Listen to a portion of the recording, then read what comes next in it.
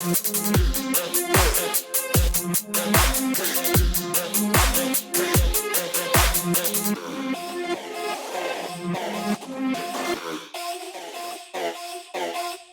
Dale Show. Hi, everybody. I forgot how I start the show because I only do it once every 3 weeks. So I always get confused between this and Outrage Factory because on Outrage Factory, I always go, hi, Internet. And then on this one, I'm always like, I should say, hi, this is the Dale Show. But in the opening song, I put in a clip of me screaming the Dale Show. So I'm like, well, I don't need to. Yeah. It's such a good sting. It is a good sting. Why don't we I can do it. You know, good afternoon, everybody, and welcome to the Dale Show. I'm your co-host, Jeff, and with me, as always, is the man himself, Dale. The Dale. Dale. And this was no slight on anybody. I only called it the Dale Show, not because I'm super arrogant, but because I'm actually kind of lazy and not committal. So I was going to do like the show, if you've watched the previous episodes. If not, I don't hate you. There's no stress. Listen to them if you want.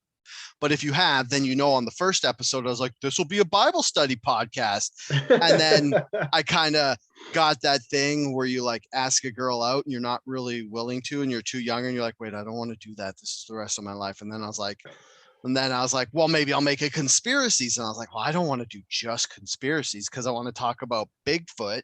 Mm-hmm. And even though Bigfoot is in conspiracies, because I don't know, people think that they're conspiring to keep the knowledge of him fake or not real or whatever. So anyways, it's just called the Dale Show. So I can basically do whatever I want, but it's going to be mostly conspiracies, paranormal. And I'm thinking about more Bible stuff, but the only reason I haven't done more Bible stuff is the first 5 books of the Bible are incredibly boring. And it took me like 10 hours to listen to. So are you listening to the Bible on like an app? Okay, right on. That's why I started doing it, because I grew up Christian and I'd never like read the Bible. So it's like, I should read the Bible, and I can't read because I don't call it ADHD, but I have this thing where I can't do just one thing. So like if I'm watching TV shows, I have to be playing something else. Right. Like I play video games at the same time. Almost like a white noise factor. Yeah. So if I'm reading, I'm just like this. I'm like, and I can't concentrate. So I guess that's ADHD. Yeah. So anyways, I listen to it while I'm driving or while I'm at work. Yeah. The Bible on commute. And it's funny because of like the Bible is the audio file is 73 hours long. And I was like, that's a big commitment. So I better find somebody. Okay. Going to give everybody a real good life hack right here. Before you purchase any audiobook or rent it from the library or whatever, make sure you like the narrator, because I listened to American Cosmic with Dr. Diana Pasalsik or whatever. And it's a really fucking good book, but the narrator sucks. Yeah, that's awful. Worst narrator. And it was like only 8 hours, but it was hard to get through. So what I was getting at is 5 minutes in.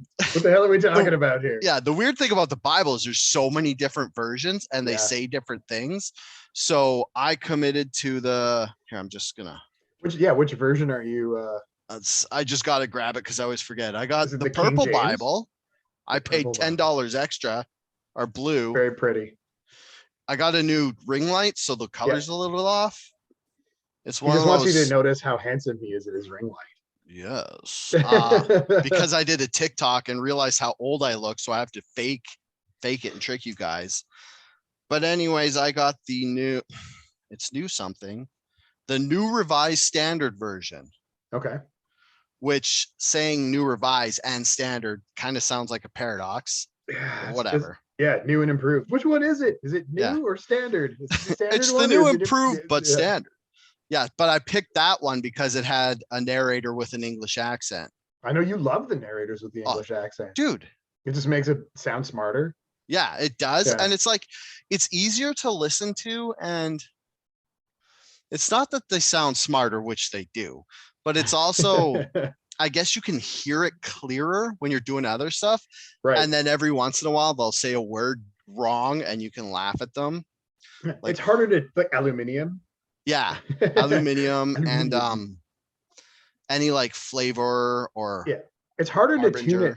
harbinger. It's harder to tune it out because it's different Mhm. than what you're used to hearing, right? So Yeah, that makes more sense. Like you're less likely to like stop listening to it because, like, could you imagine if it was in like a your girlfriend's Minnesota voice. accent?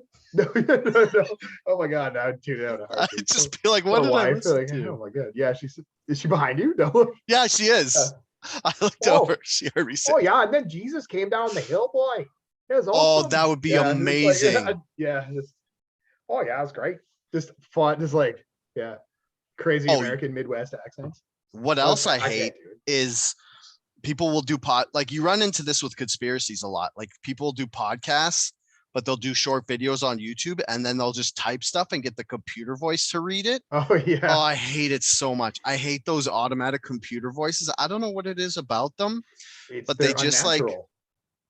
it might be the uncanny valley. Are you familiar with that term? I've heard of the term, but I don't really know what it means. I think I No. explained it to Andrea on a podcast, but I'll You're explain it exposing the again cracks in because my conspiracy armor. yeah. So uncanny valley is this like, it's kind of like a terror response that humans have when something looks human but isn't human. So we run into this problem a lot with video games and AI, or not Oh, AI, okay. and CGI and stuff, Yeah. because that's why when you watch some CGI, it'll be overly cartoonized instead of like getting to almost human. Right. Because like there's something in it that doesn't allow you to yeah, think that it's human. it's like your brain is like, this looks like a human, but it's not a human. This is wrong. But if it's a cartoon, they're like, yeah, it's just a cartoon.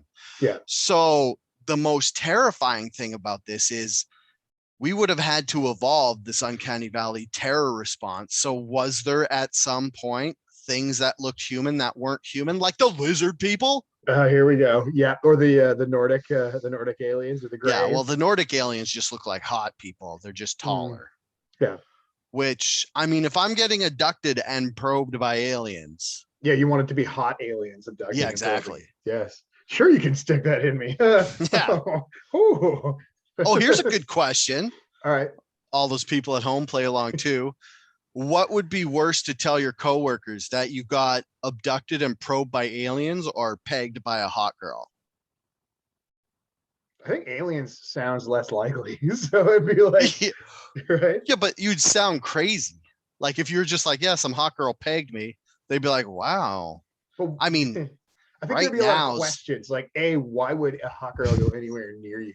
And yeah, just kidding, there's Andrea, like I know, 2 inches circle on your entire body that is grosser than anything else. Why would a girl go close to 2 that? inches?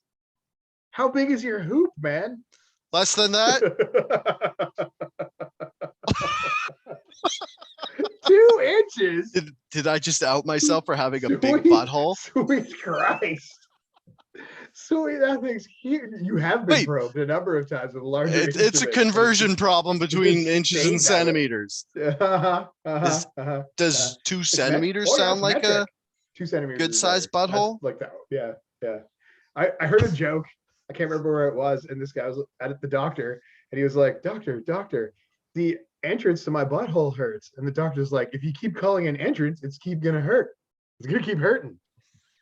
As long as you keep referring, I mangle it. As long as you keep referring to it as the entrance, it's going to keep hurting. That's good.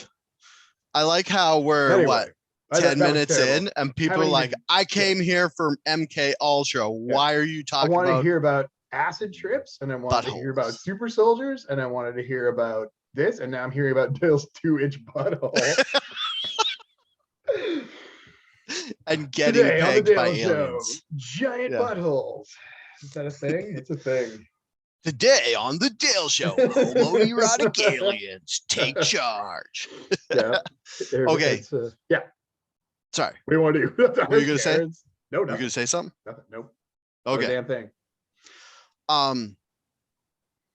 Now I'm just trying to think of a joke that is like incorporates my new ring light and my butthole. Oh, both Because are it's a 2 inches ring in diameter. and it's light.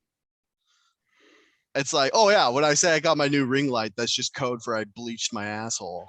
Mhm. There you go. You got to it. I'm proud of you right now. Hey, there's the punchline.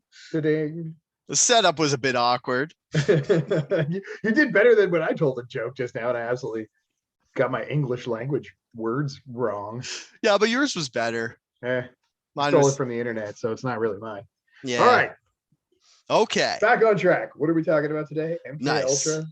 Ultra. Yeah. So if you're wondering why we're just playing it loosey goosey and having a more of a conversational tone, is Jeff doesn't have a hard out today, so no hard out. Meander through the list as much as we want. Nice. Couple weeks ago, MK Ultra 1, part 1. Again, that's me with my failure to grasp the English language. Wow, aren't you glad you came to listen to me talk? Yeah. So we ended at 1950. We were working our way through the timeline. So we ended at the Korean War starting and the CIA being scared that Korea had a technique to brainwash people because they had soldiers coming back from Korea and denouncing our capitalist, uncommunist way of life and stuff. But so the CIA thought they were brainwashing them. Turns out they were just horribly torturing them until they said certain stuff. So as a response to this, the CIA in 1951, actually, this is, I already effed up. So this is, we're getting on board to Gottlieb. I know I mentioned him. Did I mention him before? You did. You ended on the last show with Gottlieb, so you can start talking about a little bit of a refresher. Oh yeah. So Gottlieb in July 13th, 1951, he gets his first day of work for the CIA for the director. Okay, Was it the CIA yet? Yeah, this is his first job at CIA. Sorry, oh yeah, because let's backtrack a bit. Because he had a job, his first government job was with, hold on, sorry, I'm just checking to see. You're talking about Sidney Gottlieb. Yes. He was a CIA chemist. Yeah, I'm sorry, I'm just trying to see where he is in the timeline. Because I talked about Project Bluebird and Project Art. Okay, no. Okie Artichoke. Yeah, it hasn't turned into Artichoke yet. Yeah. And I'm just trying to see why I talked. Oh, because in 1948, this is why I missed, because this was a couple years back. Gottlieb had his first job with the government in the Department of Agriculture, which is why today I'm using my cow mug, because I was like, and this is so bad and self-serving, because the only reason I wanted to go back and talk about Gottlieb's job as a Department of Agriculture was so you could talk about your mug? Was so I could talk about my mug, and because I thought it was hilarious how he would just be like, he would go get a soil sample and he would look at it through a microscope to see which chemicals were leaching into the soil from like fertilizer and farm and shit. And then you just picture him in this like dark room in some CIA or not, like some government basement, just looking through this microscope and just being like, ugh, this job is shit. literal shit. Yeah. And he's like, just fucking like looking at like poop through a microscope and being like, oh, I gotta do this something else. Sucks. I gotta dose some guys with LSD. He's like, I gotta go ruin some lives. Yeah, I gotta go ruin some lives. This is bullshit. So I don't think they outright say it, but I'm pretty sure that Gottlieb was a giant sociopath, and he didn't have in that he didn't have the regular human response to emotions or empathy for the people he was doing that to. Because a lot of people will hear about conspiracies and they'll be like, well, no one I know would be evil, but you got to remember, people like Sidney Gottlieb, they don't have feelings or empathy for other people. They're like the guy from American Psycho, for lack of a better reference, where they just do stuff that is interesting, and then they don't feel bad for doing it. They don't worry about the repercussions or the human connection to it. They just do it for the sake of doing it. And the weird thing about some sociopaths, I don't know if Gottlieb gets busted for this later, but it's like they will do stuff that's evil and then brag about it because even though it's evil, they don't realize it's evil, but they still can recognize that it's scientifically impressive. Like Gottlieb will do these experiments, and realize that it took a lot of planning and was kind of actually like a big deal. He'll be like, that's what I did. And people will be like, what the fuck? Shut up. Why would you talk about that? Yeah. So I enlarged this guy's butthole in Canada by from the standard 2 centimeters to an imperial 2 inches. I wore a blonde wig and was wearing platforms, so he thought I was an alien, a Nordic alien. This dude, and his ass wouldn't shut, and it stayed at 2 inches in diameter. It's because he called it an entrance. He called it an entrance. Ow, my entrance!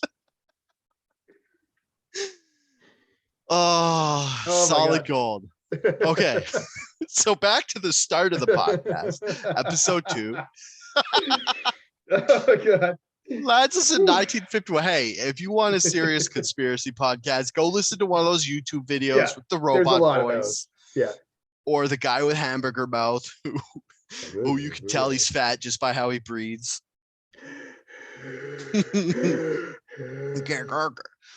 Or so in 1951,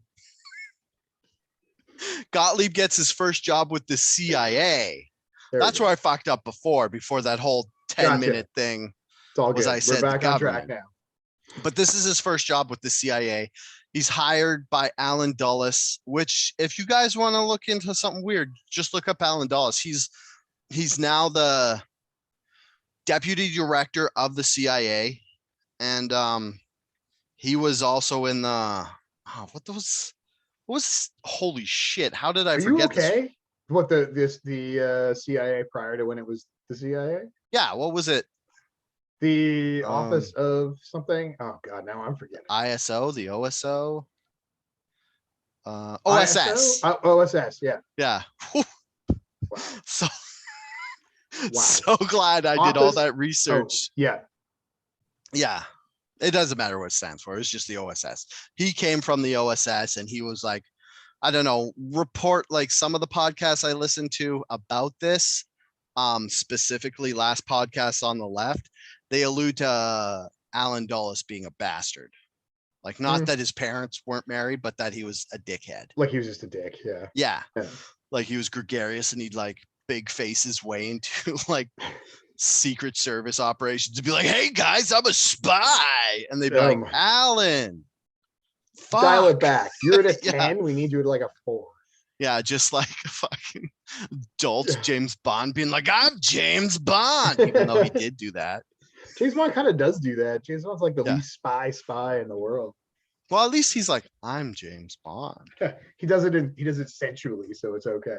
You know what it is? It's just the English accent. Again. If he had a Wisconsin accent, I'm James Bond in Wisconsin. Oh yeah, Bond. James Bond.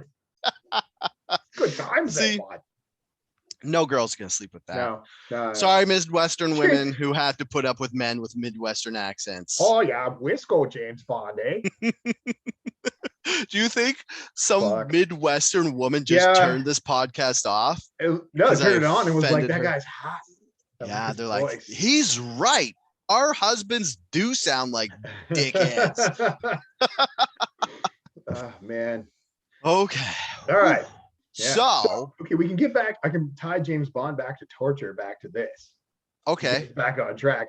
I don't remember which James Bond movie it was where Daniel Craig was tied to a chair and they had a rope knot and they were beanbagging him. Oh yeah, that was. I think that was.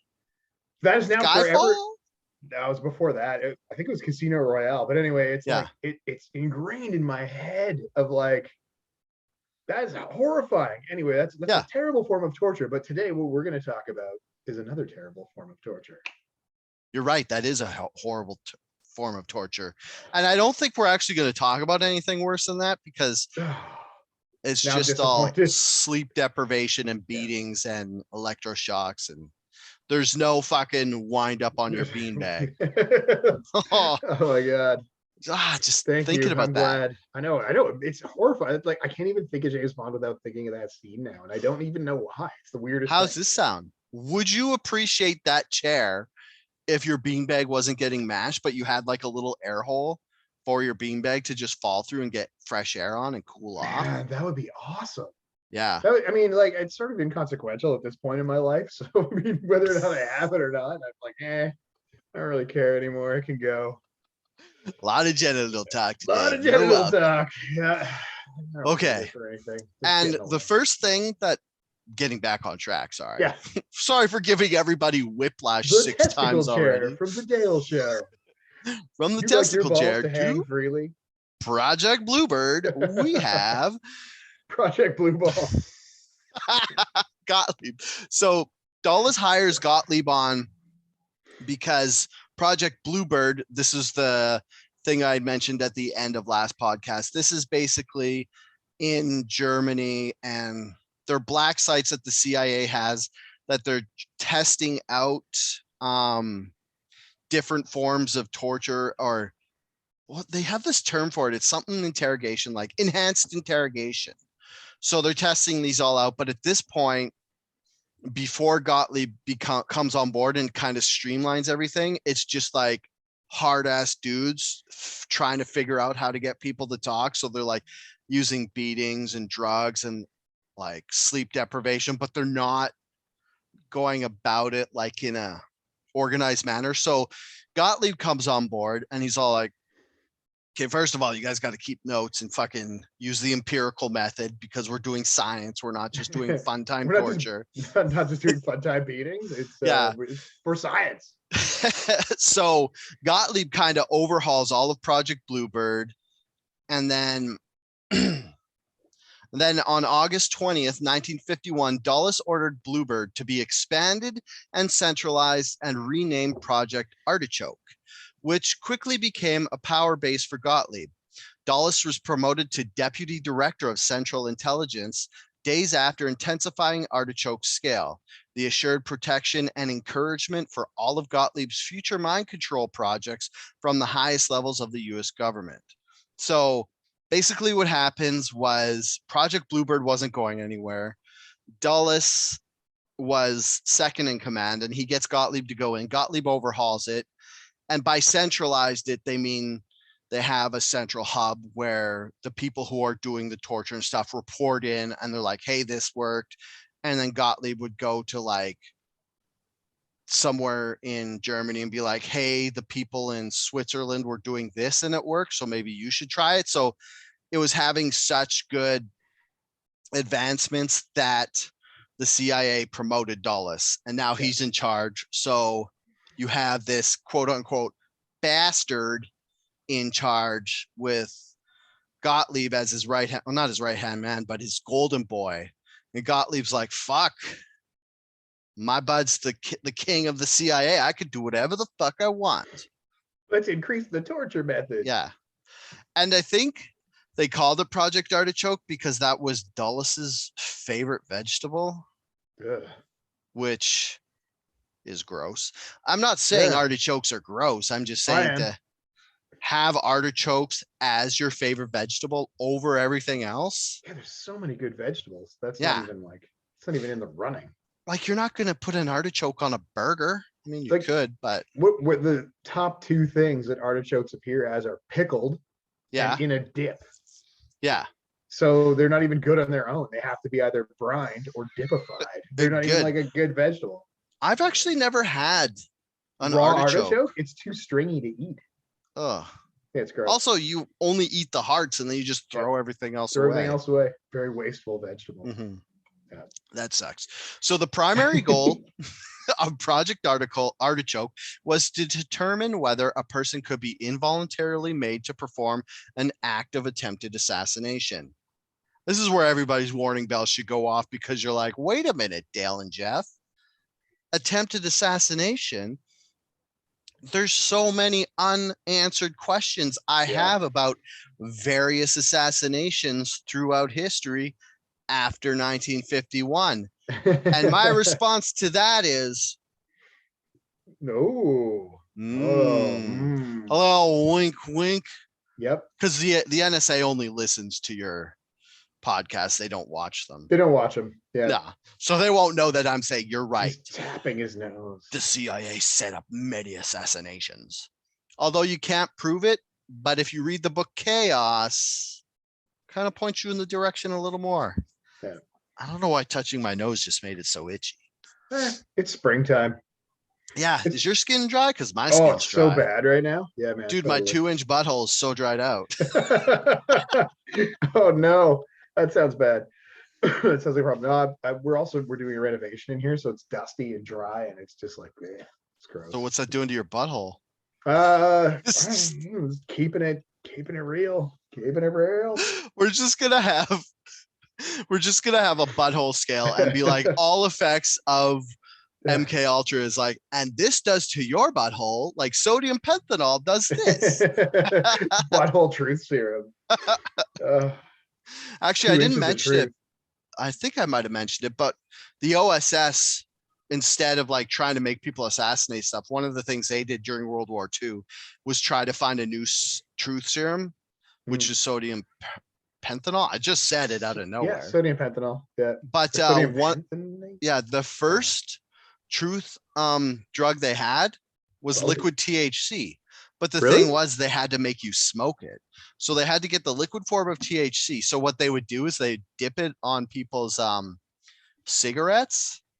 So that, I think that might be why in interrogation scenes they're like, would you like a cigarette? Because then you'd smoke the cigarette, get high off your ass on like liquid THC and spill the beans. Okay, so sodium pentanol is it basically it was developed as an anesthetic, and it turns out you just babble a lot while you're taking them. Nice. Yeah. Yeah, I love how most drugs like this that they use don't have the effect that they wanted it or right. Well, it was for something like most things, it was intended for something else first. And they're like, whoa, this is an unexpected side effect. It makes people tell the truth about everything. Yeah, like LSD was invented for like pregnant women because the other drug, I talked about it in last episode. And you don't want to watch me go through all my notes and find that again. Oh, so please no. Just giggle. I'm here to stop you from doing that. Yeah. All right. Okay. So Project Artichoke.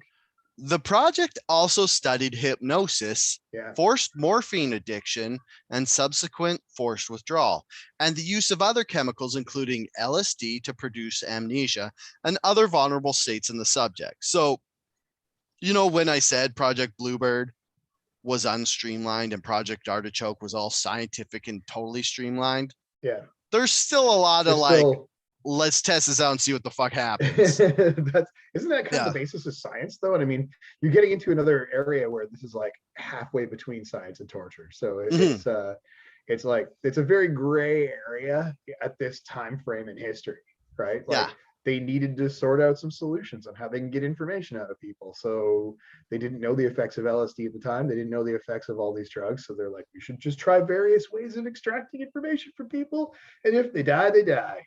Yeah, one of the most insidious things that like secret agents and government things will do is the forced addiction, where it's like they give you heroin and morphine, and then they get you addicted. Don't give you it, and then they're like, I can't think of something more horrible than that. We'll give you a squirty of the good juice if you tell us the truth. And if you want to see the best example of why you shouldn't do this, you should watch RoboCop 2, when they took a junkie's brain and put it in a giant robot and had it addicted to drugs and would only give it the drugs when it did what they wanted it to. And then RoboCop, spoiler alert for a 40-year-old movie, he does one of the best bad guy deaths in all of cinematic history, rips the brain stem out and then squishes it with his forearm on the ground.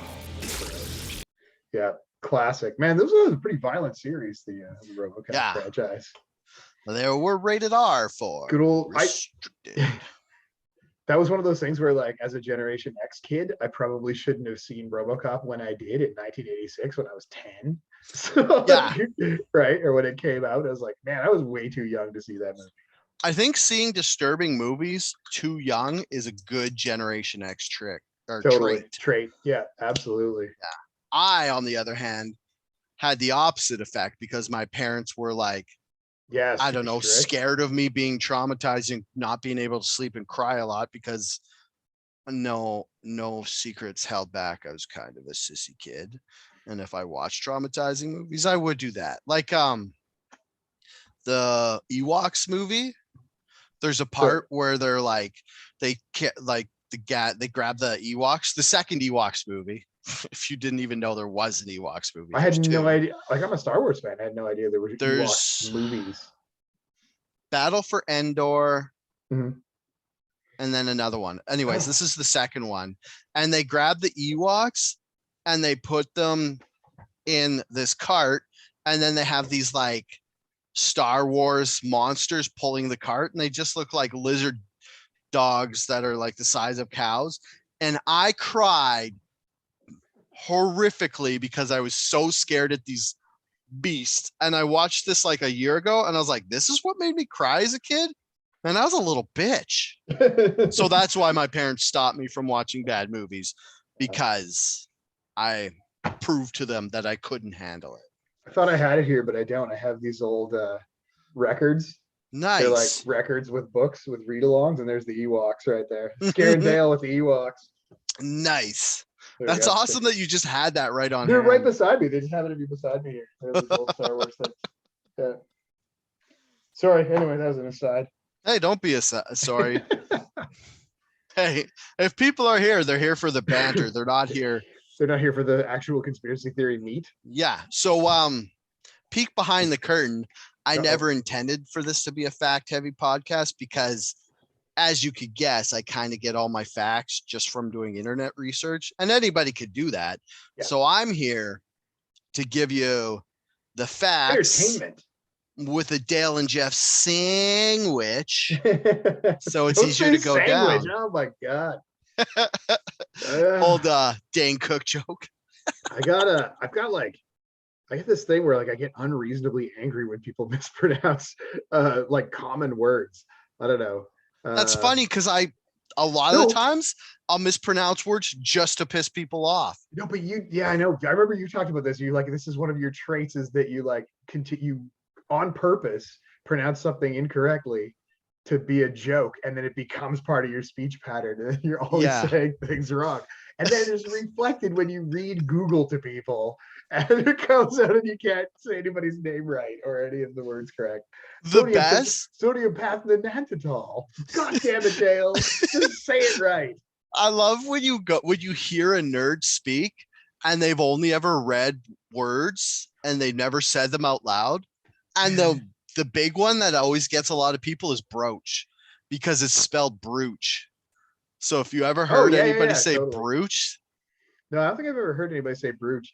I had a buddy in like later in university.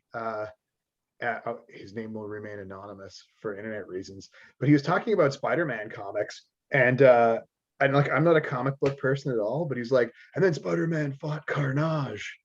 And I was like, sorry, what? He was like, yeah, Carnage. He's like a red symbiote, like Venom, this guy Carnage. Oh, and I'm that's like, amazing. Why do you keep saying Carnage? It's Carnage. He's like, I think you mean Carnage. Oh my God. I'm like, you definitely shouldn't have told me this. Carnage is like a thing, like, Carnage is like a massive amount of damage and destruction. Yeah, like, and Carnage is the French symbiote who's like, hon. Oh, I'm here to beat Spider-Man. Hello, Spider-Man. My name is Carnage. I am Carnage. Yeah. Are you allowed to be French if you don't smoke cigarettes? No, you have to, and you have a beret and a striped shirt. That's just the rules. Yeah, it's the law. So yeah, Carnage. That reminds me of Carnage every time, and I was fucking dumbfounded. Like, I just could not. Yeah, that's pretty wild. Okay. So Sprechen do what now? Sprechen say what? Carnage. It's very sexy. Okay. But yeah, if you only read something ever and you don't actually have never heard anyone pronounce it, I guess you can get to that conclusion. We've all made mistakes. Mm-hmm. So yeah. Especially nobody's made a mistake as bad or as obvious as your friend who said Carnage. Carnage. Yeah. Yeah. Okay. So back to Project Artichoke. Most of these interrogation experiments that the people were doing under Project Artichoke were just basically medical torture. Yeah. Prisoners would be dosed with potent drugs, subjected to extremes of temperatures and sound, and strapped to electroshock machines in order to understand how to destroy and control human minds. So this is like, they were just like, let's just shock people till their brains are getting erased and stuff. Yeah, totally. I just, I'm somebody who like, I'm a firm believer in that I'd rather be too cold than too hot. So like when you're talking about extreme temperature subjection, I'm like, you can only take off so many clothes before you're naked and too hot. You can always put more clothes on if you're cold. Yeah, but being too cold stings. Like when my feet get cold, being they too hurt. Hot burns. That's true. So it's, yeah, I know what you mean though. But yeah, it's one of those things, like any extreme temperature, it's uncomfortable, right? So you push people to their breaking point and they'll tell you anything if you'll reverse that problem. Yeah, it'll be like, he's fire, I'm ice, and together we are Dale and Jeff. And together we are regular temperature. Together we are Artichoke torture. Artichoke torture day. Oh man, this is like a complete aside again, but like as my son has been growing up, I remember watching cartoons and stuff with him, and I just like it is sort of related, but it's a bit of a tangent. The amount of like torture in cartoons, it's like a plot point in every kid's cartoon ever. There's some kind of torture for information. Like in the like the kiddie version of superhero shows that who would watch, there was always somebody getting tortured. Like there's always like some kind of weird torture mechanism. Like I'm wondering how deeply ingrained torture is in our society, where it's like part of kids TV shows. Like it's just a comedic aside. That's how ingrained in us it is. Yeah, it's super weird. Anyway. Yeah. There's torture in Star Wars. There's torture in they torture Han Solo. There's torture in like everything, right? Like it's incredible like how much torture is just sort of casually thrown up on the screen in all circumstances. Yeah, I guess. And it's a pretty awful thing when you think about torture. You're like literally hurting or making someone uncomfortable to extract information that you want. That like, is that the only way to get it? And it seems like, the only way to get it is to make somebody feel terrible in order to, until they break or crack or tell you the answer. So I was like not trying to make it a bummer, but like it's so prevalent and like that's the number one way to extract information. So what's the logical solution? Do it medically, track it, figure out the best way to extract information. What is the quickest way, right? I can feel like temperature change, that's fast, right? Hooking someone on heroin and then causing them withdrawal, I feel like that's a way slower way to do it. Yeah, maybe it's more effective in terms of information gathering. So I am curious about it a little bit. Like it's it's like fast acting or long lasting. What kind of torture do you want to do? Yeah, one thing you could see to or to watch to get idea of what they're doing for torture is that Wolfman movie with Antonio Banderas. Sorry, I was saying it wrong on purpose again, where they were dunking him in ice water, lifting him up, and then shocking him. So that's how they did like the extreme tortures, was they dip you in ice water, leave you under there, and then bring you back up so that you like, it feels like you're drowning. Okay, in 1950, on April 13th, here we go, another April 13th. Wow, that's a lot of 13s. Did I look this up that this was Friday the 13th? I don't think it was. No, it wasn't, because that was where it was not quite. I think this ended up being a Wednesday. Yeah. But on April 13th, 1953 is the start of MKUltra. Such a rad name. Did you see the ring effect I did? Sorry if you're not watching this on video. I got a new ring light and I just turned it green when I said that. It was super dope. Yeah, and I shouldn't have pointed it out because it just ruins the whole effect. Yeah, well, breaking the fourth wall and stuff. So anyways, MKUltra is started and it's headed by our boy Sidney Gottlieb. He was so good at torturing people with fucking Project Artichoke that they're like, why don't you do this other thing that's even bigger and badder? And will change the course of history. And MK Ultra's aim was to develop mind-controlling drugs for use against the Soviet bloc in response to alleged Soviet, Chinese, and North Korean use of mind control techniques on U.S. prisoners of wars during. I said prisoners of wars. Prisoners of wars. Well, I was doing so good.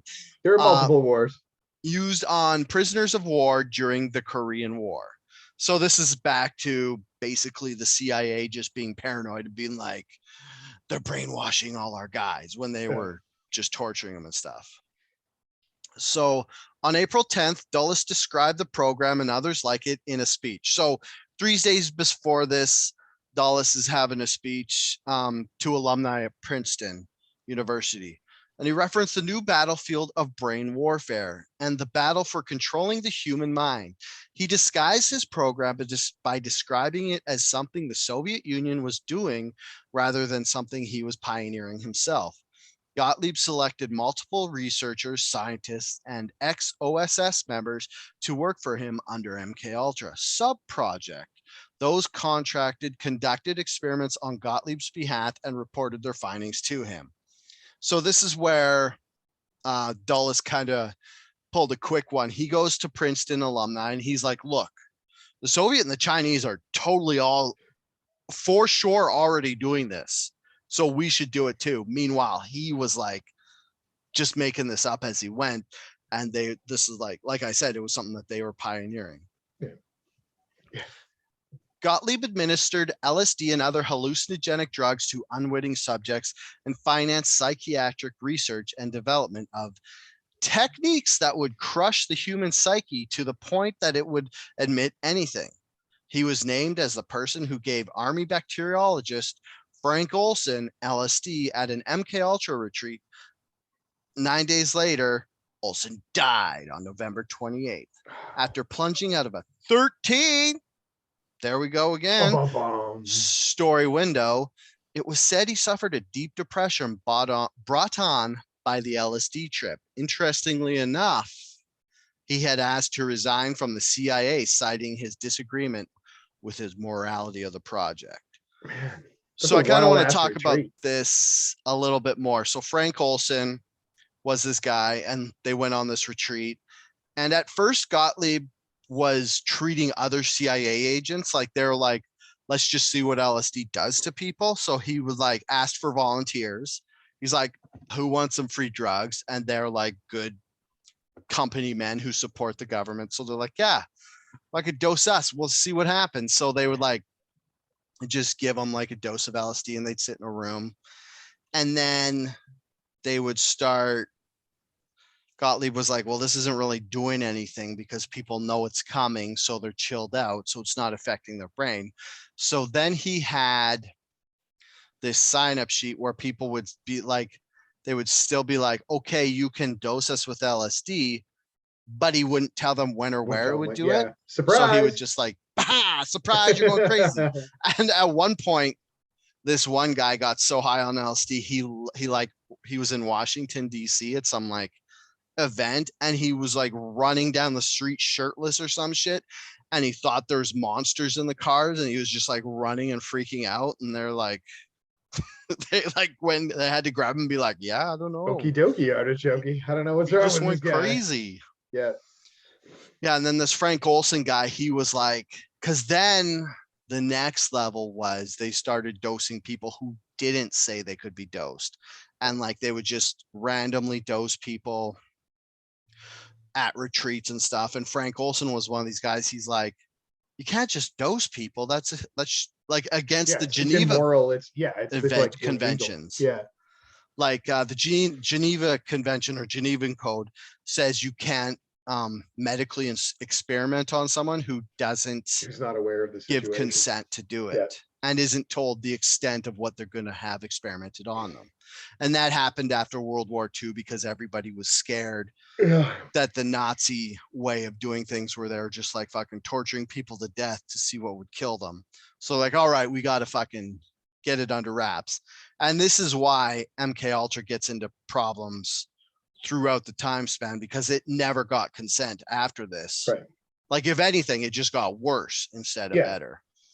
I can see the merits in like if you're obligated to tell people that you're experimenting on them, it's going to help. Like this is from if you're looking at it from a purely scientific fact. Mhm. If you tell people that they're going to be experimented on, it changes the outcome of the experiment. It alters the outcome of the experiment because they're prepared for it, right? Yeah. So like scientific methodly, I see the benefit in not telling people that they're being experimented upon, because like you want a true finding, you want a Mhm. true answer to your question, and you can't really get that if you're like, okay, Dale, I need you to consent to being dosed for drugs to see if it, to see how this is going to affect your brain Mhm. chemistry, and we're going to record all these things that happen to you. And you're like, okay, cool, I consent, I'm in. And then we Mhm. dose you, and you're like, this is fucking rad. I was totally mentally prepared for this. Where if somebody's completely not mentally prepared to have an acid trip, for example, Yeah. that would freak you the fuck out. You would have you would have a strange trip because you wouldn't be prepared. Mhm. Right? Versus if you're prepared, you're like, okay, I know this is coming. It's cool. I can like understand it. If shit starts happening to you that's weird out of nowhere, you're like, what the fuck? I'm freaking out. So yeah, I do see the Yeah. Yeah, benefit of not exactly. telling Like me. if you want to find out what this would do to an enemy soldier, Yeah. you don't want a guy to be like, as soon as he starts feeling weird, he's like, this is Gottlieb's Hey, acid. we're gonna throw acid at you. Take these capsules. Take this paper, put it under your Yeah. tongue. And be like, oh, I did drink that coffee that Sidney gave me, that Yeah, totally. rascal. that rascal. That rascal That dosed me what again. that rootin' tootin' guy, he got me. He got me And then, again with the app. Better check this water. I don't know if Dale's been in my house lately. oh, yeah. Dale, did you dose me? That would make a pretty good MK Ultra Holy episode moly. if we just dosed each other with acid and then just started talking about our 2-inch buttholes and not made sense. I'll be right back. I just gotta go tear my face off. I'll be right back. Yeah. So I wanted to bring up back when I was talking about Gottlieb, he had what did I say? I said he had sub projects where they would just fund something and then they would kind of report back to Gottlieb and stuff. And an example of this is from 1954 to 1966 in San Francisco, there's something called Operation Midnight Climax. Ooh, oh my god, I love this one. This is my favorite. So what was I have also had Operation Midnight Climax. Oh.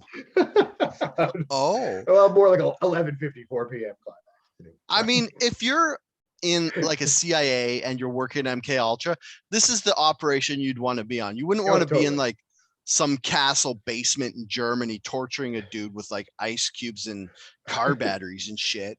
You'd want to be in Operation Midnight Climax. It's right after Operation Midnight Climax. So what this was the CIA set up, I don't know, so I'm not familiar with if they set up their own whorehouse or brothel, as it's less offensively called. Yeah. You know how in British Columbia, we have here in BC, in Canada, we have customized license plates, like people can, most places have, right? I saw one the other day that just said Hoor on it. It was HOOR, which I'm sure is somebody's last name, but I was like, is that got by the board of people that check these things? Oh, Hoor. That's hilarious. I would love to have that place. I was like, it was one of those things where I was in the car by myself, so I didn't want to whip my camera out and take a picture of it, but I wanted to whip my camera out and take a picture of it. I'm like, that's Hoor. James Hoor. James Hoor. So what Operation Midnight? The Hoor house to drive some cars. So what happened was the CIA set up, like I said, I don't know if they set up or went into existing brothels, and they had a two-way mirror, and then when an escort would bring in a John, she would say like, hey, let's do that thing you came here to give me money for. Okay, which they were gonna fuck. She would then dose him with LSD, and the CIA agents would watch him through the two-way mirror. And this was another thing that broke the Geneva Convention because they didn't ask this guy's permission, obviously. And kind of the brilliance / evilness of this whole plan was the reason they picked to do it in a brothel was because they could dose these guys. And then when the guys were like, holy fuck, I'm on drugs. What the fuck? You dose me to the prostitute. She could just be like, don't tell anybody or I'll tell your wife that you were here. And then it was like, oh no. So it was like evil because it was like blackmail, drug dosing, totally, like prostitution. And that was at a time where it wasn't like there's dudes that would just be like, that would tell their wives or girlfriends that, hey, I'm going to the whorehouse, I'll be back. Yeah, this was back when if you it was taboo, right? Like went to a whorehouse, you were excommunicated from your church. Yeah, because everybody was in a church then. I was just gonna say it's church. It was church or faith-based, right? Like a faith-based shaming for extramarital activities. Mm-hmm. So not that I'm condoning it in any fashion. I'm simply saying, at that time, it was super frowned upon, right? So like that was a major issue. So, yeah. Nowadays, if a guy went to a brothel and he got dosed with LSD, he would just tip bigger. Yeah. Damn, free Sid. Yeah, totally. Free Sid. Yeah.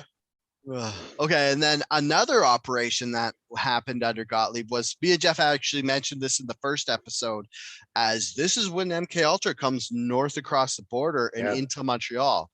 On an old episode of Fifth Estate, which you can find on YouTube, which I found, from 1980, it talks about the CIA working in Montreal, but not directly. Through the front organization, the Society for the Investigation of Human Ecology, by way of the aptly named Human Ecology Fund, the CIA sent Dr. Ewan Cameron. Ewan? Is that right? Ewan? It's E-W-E-N. So Ewan. Not Ewan. Ewan. Yeah, it's where the name Ian comes from. Derail the whole fucking podcast. Over a name. Ian. So, Dr. Ewan? There you go. You had it the first time. Dr. Ewan Cameron, $69,000 to fund his research at the Allen Memorial Institute of McGill University from 1957 to 1964. Yeah. The HEF also funded Dr. Raymond Prince, who made a documentary on West African indigenous healers and witch doctors. So basically, this was just, there I go. So basically, essentially, the CIA smarter just wanted to find anything they could use to affect the human brain, like Project Artichoke. It's the same thing where they're just like, but they weren't torturing people. They're going like to psychiatric institutes, to this doctor and being like, what are you doing? And then they sent this guy to Africa. Yeah, the witch doctor angle is wild. Yeah, I want to see that actual. So there was a clip of it on that Fifth Estate, or there was a clip. It would be neat to see like the actual study. Yeah, like from the 50s, seeing them in Africa when it was because I feel like if you went to try find a witch doctor now, they would be like pretty westernized and be affected by culture and stuff. And back in the 50s, it would be totally found them untouched, right? Mm-hmm. Like pure strain, pure strain witch doctoring. Yeah. So, let's talk about, Dr. Ewan already fucked it up again. He turns out to be quite an evil dickhead too.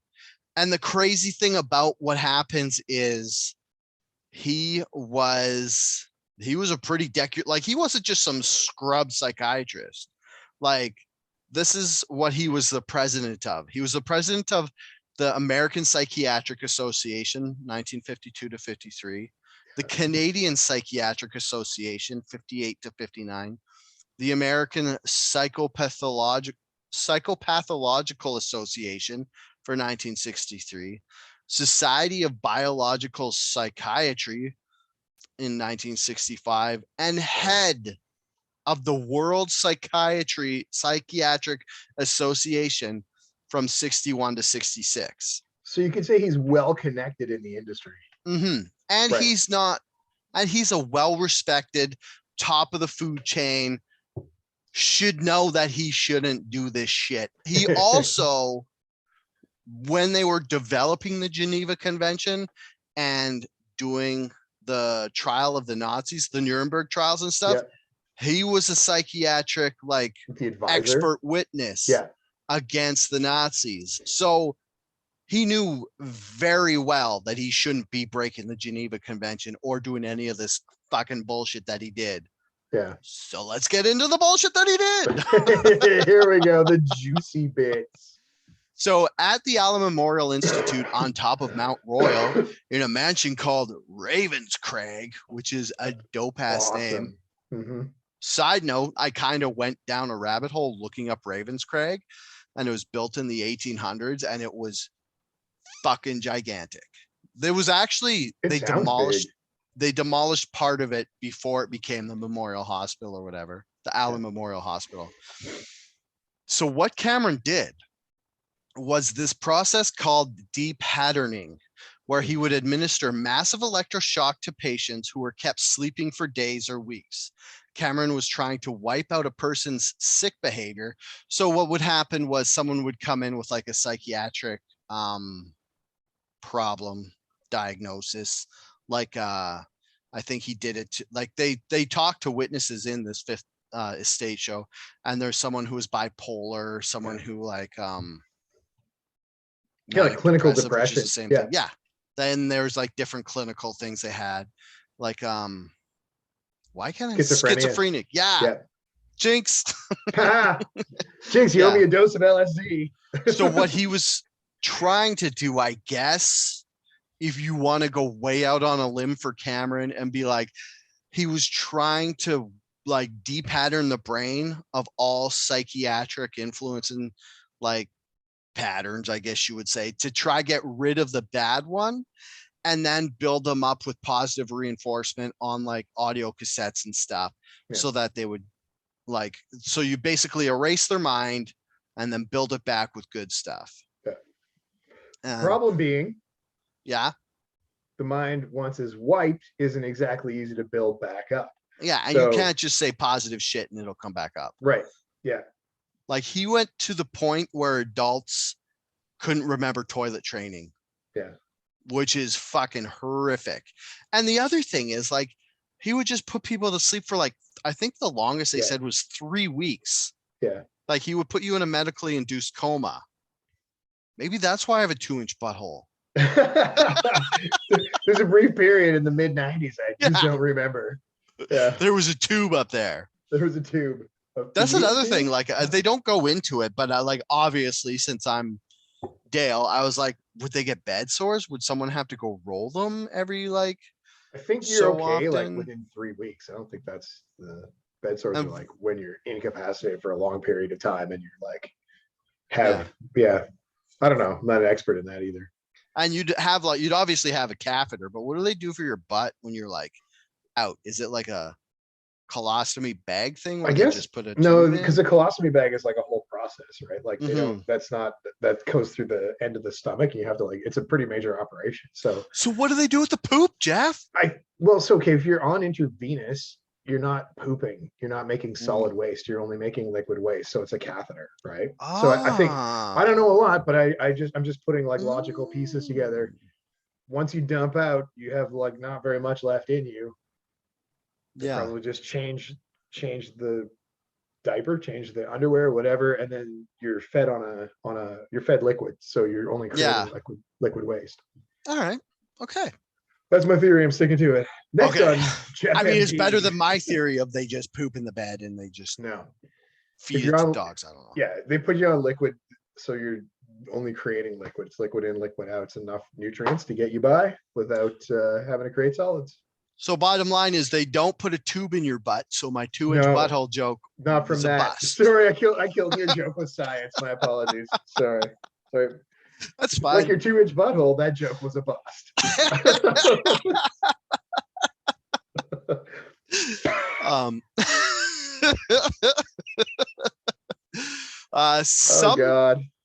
Some people were given treatment for 2 or 3 times a day for weeks. Third stage depatterning would be a disorientated patient who knew who they were, but not where they were or what age they were. So I guess you would just like lose your short-term memory to be third stage deep patterning. The deep pattern patients, while asleep, would listen to recorded messages on repeat 15 hours a day to try get them back to health. Assert yourself, express your anger. And that's some of the examples that it said on these tapes. And Cameron would call this psychic driving. Yeah. So this is why MKUltra was super into this, because they wanted to erase people down, and then when they're psychic driving them back, they're like, kill the president, or yeah, totally. Yeah. Send Dale money over PayPal, or sign up to the Dale Show Patreon. There we go. Yeah, nice. That's I love that term, psychic driving, because I can only think of like somebody controlling a car with their brain. Yeah. I think of it like you listening to like positive reinforcement on your car stereo at night, and then 5 hours later you're like, how the fuck did I drive here? So your hands around the throat of a world leader. What the hell? What is happening? Oh, Jesus Christ, who is this guy? Yeah. And there's always creepy like 80s instrumental music in the background. Yeah.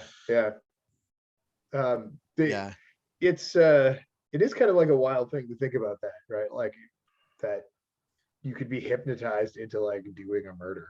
Mm-hmm. It's wild. You know what we should do? We should make our ASMR album that people listen to at night, and then we'll just be like, and we'll make all these noise, and then we'll do like those like weird noises, weird tones they do that hypnotize people and make them feel good about themselves, and then we'll psychic drive them, like with all those things I said about giving me money and the Patreon. Yeah, Jeff too. So yeah, welcome if you sign up for our Patreon, I'm gonna give Jeff a cut too. So sweet. It's not just me being selfish. It's not. There's plenty of $3 to go around. Yeah, Jeffy's going to get a cut. And if you sign up, I think the different levels have different rewards. There's like stickers and t-shirts and a hoodie. And you don't want me to talk about this because we want to talk about. They are stickers dope. are dope. Dale's an excellent graphic designer, for those of you out there who don't know. Oh, thank you. Yeah, I made the logo. Yeah. Which is also one of the stickers. 3 skulls? 3 skulls? He didn't even stop at 1. He went 3 skulls. That's right, skull. Okay, back on track. It was learned that not only had the CIA funded Dr. Cameron's efforts, but also that the Canadian government was aware of this and had later provided another. Guess how much the Canadian government gave this guy? Oh, $69,000? No, that's what the CIA gave him initially. I was hoping there would be, it was 69,000 Canadian, so it's only like $52,000 US. They gave him.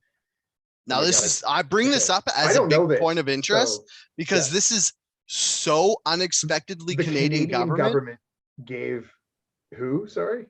Gave Cameron for these studies, because usually, like Jeff said, if the CIA is giving him 69, you think the Canadian government's going to give him like $6,000. Yeah. Because it's all gestured. But the Canadian government gave him $500,000. Wow. And the reason that this came up was because the people who were experimented on by Dr. Cameron wanted to sue the CIA in the 80s. That's why they made Fifth Estate videos and stuff. Right. Yeah. And because other people in the States had already sued the CIA for MKUltra and being experimented on. Yeah. So these people were trying to sue the CIA. And it's funny because you can watch Fifth Estate videos before they knew the Canadian government had given them money, because what was happening was there was a lawyer in Canada and he was trying to get the government to talk to the States, but the government didn't want to because they knew they gave them money. They had a vested interest. Yeah. So this fucked it up so that everybody who, I think there was like 29 people trying to sue. Oh no, 127. It was like a class action kind of thing? Yeah, there's 127 people trying to sue the CIA. And it turns out they couldn't because the government had given them money. And then, so this revelation derailed them trying to sue it. But in the end, the Canadian government settled out of court and gave each of the 127 victims $100,000. Right.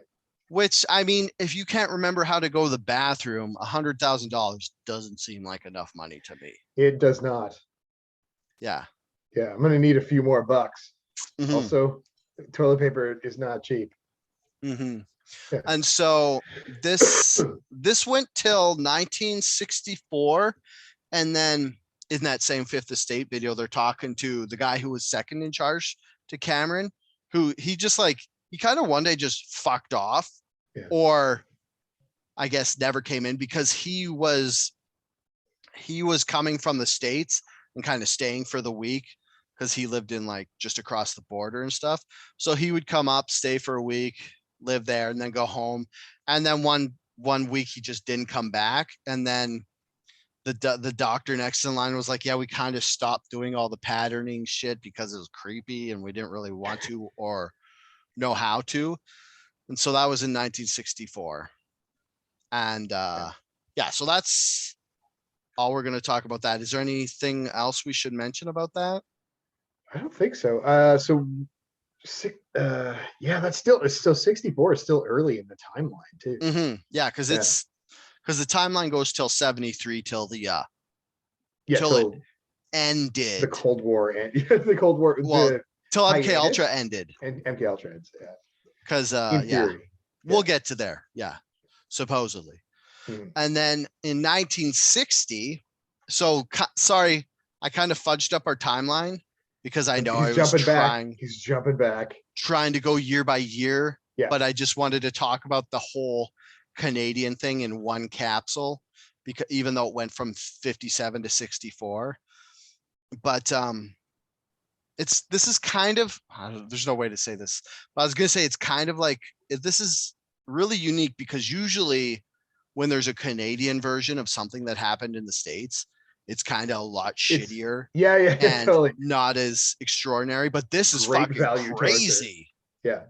And this is just as evil as all the other shit MKUltra was doing down in the States.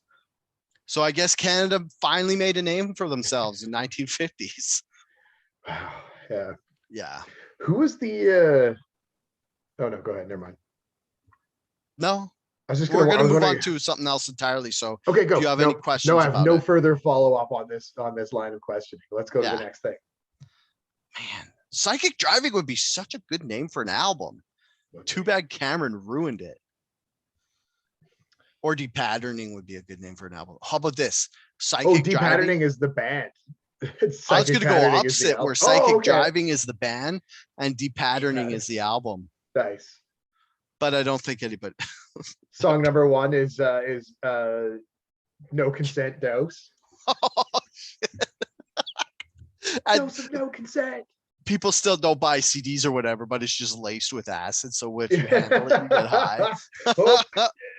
It's happening again. Oh, I can feel this album is so good. I can see it. Okay, so the Cuban Project, a CIA plan. Well, this is 1960, by the way. The Cuban Project, a CIA plan approved by President Eisenhower. Gottlieb proposed spraying Fidel Castro's television studio with LSD, this is fucking my favorite part about this, because this is when Gottlieb just went into like cartoon villain mode. He was like, well, we did all that other evil shit like torture and stuff. Yeah. So now let's think about what the Coyote would do to try get the fucking Roadrunner high on acid. Like I know his TV studio with it. Castro makes these videos of him talking to his people, so let's fill the air vents with acid. Wow. And another thing was he wanted to saturate Castro's shoes with thallium to make his beard fall out, which Castro puts on his shoes. He's like, these are wet. They're making my feet really itchy. Yeah. And I guess one of the things was Gottlieb was like, if his beard falls out, then nobody will respect him and Cuba will stop being communist. Because that's how beards work. Yeah, I don't know what the end game of any of this was. You shaved your beard. I shaved my beard off. Did your household stop being communist?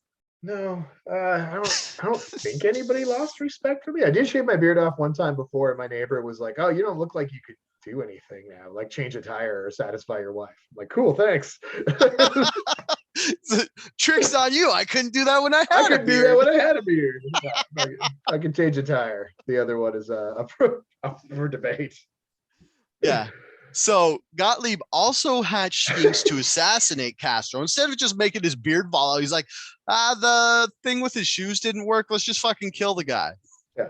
So some of his ideas were poisoning his cigar, a poisoned wetsuit, which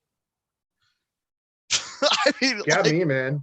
There's this like CIA looking motherfucker in Cuba, and he's like, "Hey Castro, I got your wetsuit," and it's just full of needles and broken glass. And Castro's like putting it on. It's like a cartoon, and he's like one leg at a time. Oh God, that hurts! That hurts so much. Screaming as he's pulling it on. Why am I zipping this up right now? Yeah. Oh God. An exploding conch shell. So same CIA agent who couldn't get Castro to put on the wetsuit. He's like, "Hey, if you put this to your ear, you could hear the ocean." And Castro's like, "Put it to your ear." And the guy's like, throws it and it just blows up. So I love that you're talking about this stuff because like this is what 1960 what? This is 1960. 1960. And these people have this is like the idea factory. This is the top agents in the United States are thinking about how we can kill somebody, and they're like an exploding conch shell. And I'm like, I can't get shit. I work in marketing, and I can't get shit people to believe in like easy stuff. And I'm like, this guy's like going exploding conch shell. Hey. Wetsuit full of broken glass. They're trying this shit. And I'm like, Jeff, if you ever need an ideas man to come up to gems like poisoned wetsuit, call me. I can come up with all the dumb cartoon ideas. I can come up with poisoned wetsuit. I mean, come on. Yeah. My favorite thing is you just see new shit. Gottlieb, and he's like, I better fucking figure this shit out, or I'm gonna have to go look through a microscope and shit again. So he's like in this room, and he's just like, and it's the classic like montage from an 80s show where he's got all these crumpled papers, and he's like, oh, and he's like thinking, and there's cups of coffee. Science. We're making it happen. We're trying to get things done. And he's like, fuck, conch shell. And he's like, an exploding conch shell. Yeah. And then you smash cut to his like, to whoever got like Dulles' office, where it's like, you hear knock, knock, knock, and Dulles is like, if that's you, Gottlieb, with another dumb fucking Castro assassination, don't even fucking don't bother. Even bother coming in here. Yeah. And then Gottlieb's like, no, this one's good, Dulles. Let me in. And Dulles is like, fuck. Fine, come in. Go. Tell me your fucking idea, Gottlieb. And then Gottlieb comes in and he's like, it's a sweater, but it's made of knives. Get the fuck out of here. I told you to get the fuck out of here. It's a button-up cardigan. Yeah, it's a button-up cardigan, and the armpits have snakes in them. And the best is, it's almost as dumb as that. Do you want to know the next idea he came up with? I absolutely want to know the next idea. A poisonous fountain pen. Oh my God. And Dulles is just like, get the fuck out of here, Gottlieb. Why? You see like Castro's writing a note with this pen. He's like twirling it around, and Gottlieb's like on the like secret hidden camera. He's like, do it. And then he's like clicking it. He's playing with it. He's tapping it. And Gottlieb's like, this time put it in your mouth. It lies when you're putting the ink in your mouth so you die. And then Castro's like, like slow-mo, almost putting his mouth, and then he gets interrupted. And then Gottlieb just flips his table. Yeah, just loses his marbles. Yeah, somebody runs into the room. Mr. Castro. Oh, the cutaway. Oh my God, I saw that in your brain. I watched that as a cartoon. It's like an episode of Clone High. Oh God. Yeah, dude, we should make a cartoon series of this 1960 Gottlieb just coming up with these dumb fucking ideas. Oh, okay. Here, this next part. So he's like, he finally moves on from Costco. He finally moves on from Costco. So Gottlieb also played a role in the CIA's attempt to assassinate Prime Minister Patrice Lumumba of the Congo. Did you hear that? I got it first try. Dude. But it's an easy one. Yeah. Lumumba. Lamamba. That's a good name. It's a good name. Oh, I fucked it up. It's Lamamba. Lamamba. Lamamba. You said it right the first time. I should have just accepted the fact that I had a win and Dude, not you got brought it up. Don't even talk about it. You got it. You're good. I shouldn't have done a fucking victory lap on a simple name. It's all good. It's all good. No, that's awesome. That's you did well. I like how people are like, they're listening to this and they're like, my favorite part of the Dale show is whenever Dale gets a word right and he does a victory lap and then he gets it wrong. He gets it wrong on the victory lap. Yeah, 100%. Yeah. Okay, so this is how he tried to assassinate the Prime Minister of the Congo. He took a vial of poison to the Congo with plans to place it on Lubamba's toothbrush. Fucking Gottlieb. Sorry, who is this again? I'm all bad. This was actually Gottlieb. This was Gottlieb this time. This wasn't a CIA agent. This was the big man himself. Oh my he God. took a vial of poison and he breaks it with this guy. He was planning on putting it on his toothbrush. Oh, it's Boys, almost a wonder. Yeah. How did these guys assassinate Kennedy if they're fucking, this is the ideas they came up with? And these dudes are like making bank. And I'm like, when we're struggling in the trenches to make ends meet, these dudes are getting paid to put poison on a toothbrush. Yeah, they're secretly doing all these drug trafficking around the world just so they could get enough money to make poison fountain pens. I get that it was a different time and a different place, but fucking poison toothbrush. This is your God damn it. Try harder. We got one more Gottlieb greatest hits. All right. Great. Okay, let's hear it. Gottlieb also wanted Iraqi General Abdul Karim Qasim's handkerchief to be contaminated with botulinum. Botulism? Botulinum, which I'm guessing is what gives you botulism. Yeah, it's gonna make you poop. They're like, Gottlieb's assassination plan on Iraqi general is to try make him shit himself to death. Yeah. Oh, well, I mean, that's achievable. That's how you get a 2-inch butthole. Am I right? Yeah. That's how Dale got where he is today. Pooping himself silly. Oh God.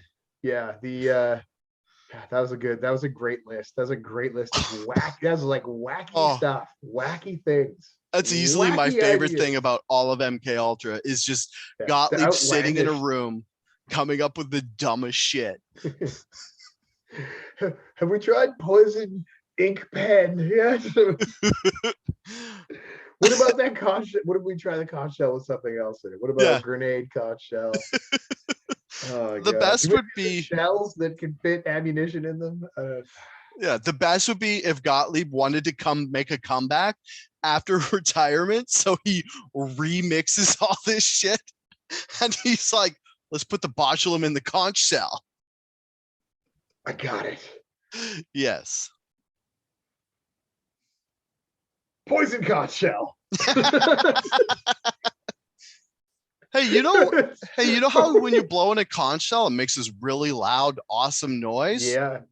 Yeah. Do you want to do it? Sure. Give me that conch shell. Yeah. It's just like the fountain pen where it's slow-mo up to the lips. It's like Kevin James will be in this movie. Oh yeah. Because Kevin James it'll just be like a close-up of Kevin James' mouth, and he'll be like,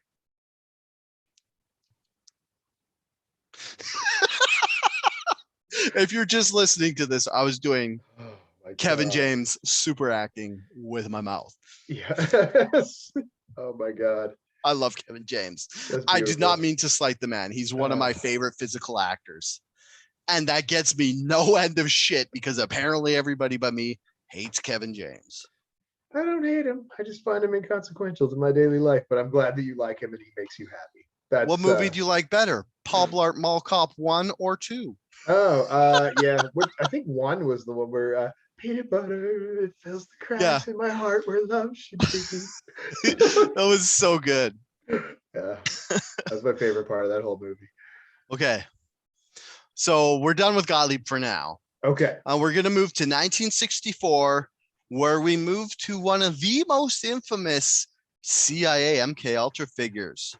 Louis Jolyon, Jolly West. Jolly West. So he was a subcontractor for MKUltra, sub-project number 43. And he was given a $20,800 grant by the CIA while he was chairman of the Department of Psychiatry at the University of Oklahoma. Wow. That was quite the sentence to get through. Yeah. The proposal submitted by West was titled Here we go. This can't miss. This is okay. Psychophysiological studies of hypnosis and suggestibility with an accompanying document titled Studies of Dissociative States. My favorite part about that whole sentence I read was before the podcast, I was talking to Jeff about my mic kind of being fucked up and my semblance hitting really hard. And I was like, I'll just say less S's this podcast. And that like had 32 S sounds in it. And dude, that whole paragraph. I'm sorry about your ears, dear listener. I didn't intend for just psychophysiological itself. Nice. Yeah, listening to that paragraph, listening to Dale's hot mic repeat that paragraph is torture in and of itself. That will deprogram even the hardiest of toilet trained adults. Now I'm hyper aware of when I say S's, thanks to that sentence. It's all good. Okay, guys, that wasn't my fault. That was Reddit's. Yeah. Or not Reddit's, that was Wikipedia's fault. It fucked us both. Nice. So, Jolyon West, or colloquially,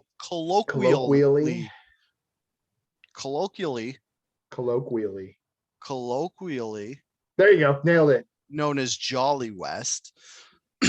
So the CIA didn't really, well, not the CIA, the MKUltra didn't really affect the JFK assassination, but where Jolly West comes into the situation was after who was the guy who shot JFK? Lee Harvey Oswald. Yeah, Lee Harvey Oswald gets arrested and he's going to jail. And his old pal, Jack Ruby, shoots him when they're transporting him. So Jack Ruby goes to jail cell and Jolly West keeps trying to visit him. And the first judge is like, no, you guys don't have an association. There's no reason for you to see this guy. Yeah. And then, so when Ruby was on trial, a psychiatric, you okay there? A psychiatricist. That's what I always say. A psychiatricist. The old psychiatricist. I'm super smart, I promise. It's okay. I'm not just a 2-inch butthole. I'm also a great he's not brain. just a 2-inch butthole. He's also very good at reading. When Ruby was on trial, a psychiatrist, give myself a pat on the back for that, showed up at the court and volunteered to participate in a panel of experts to evaluate Ruby. The judge, likely uncomfortable with granting access to an unrequested psychiatrist, refused. But the psychiatrist did not give up. When Ruby was convicted and started his appeal, the psychiatrist approved his new legal team and for some reason was given access to Ruby. In April of 1964, he arrived at the county jail and without any witnesses or recordings, began his evaluation of Ruby. That was the last of sane Jack Ruby.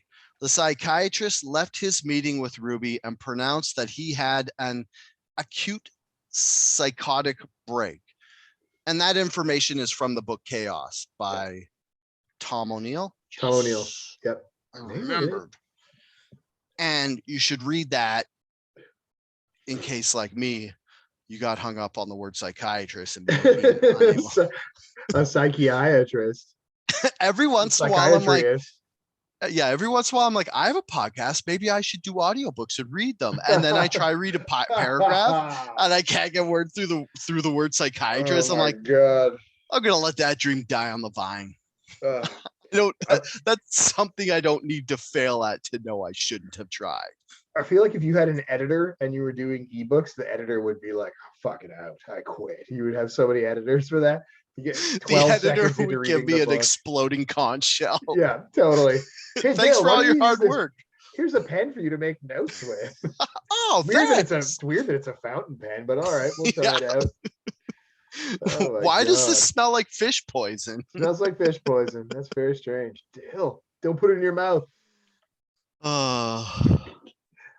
Okay. Man. Okay. So is there any questions about that? So basically, oh, fuck, I said basically again. Essentially. Rudimentarily. Rudimentarily. There. Psychiatry. Is that a word? Psychiatrist.